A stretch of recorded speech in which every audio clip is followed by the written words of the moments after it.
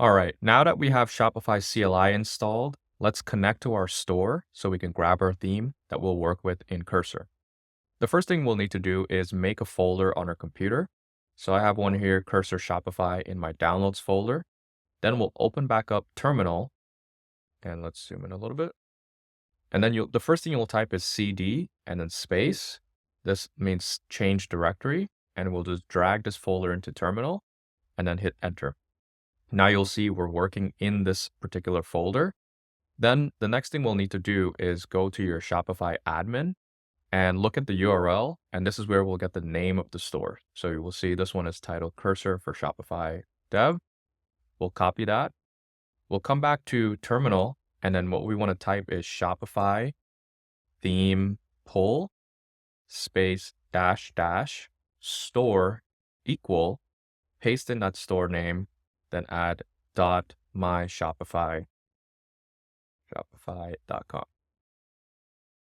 What this will do is now prompt us to log into Shopify. So I'll hit enter here.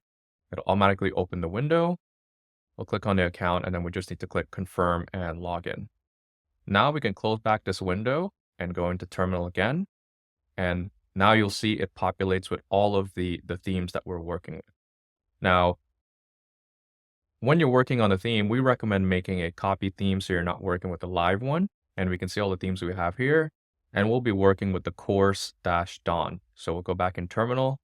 And if you have several different themes, you can type to search a theme, but we'll go ahead and you can press up and down on your keyboard.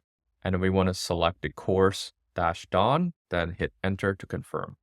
Now what this will do is pull down all of the theme files from your store for this particular theme. And while it's running, we can also just go click on the menu icon here, then click edit code. And then you'll see these are all going to be the folders that is going to download. So I'll pause for a second here while this completes, and I'll be right back. All right, this process is now complete, and we can see we've successfully pulled the theme files. So you can go back to that folder, click into it, and now you can see it has the same exact folder structure with all of the files that you can see on the Shopify store. So now we've successfully pulled down the theme that we'll be working with.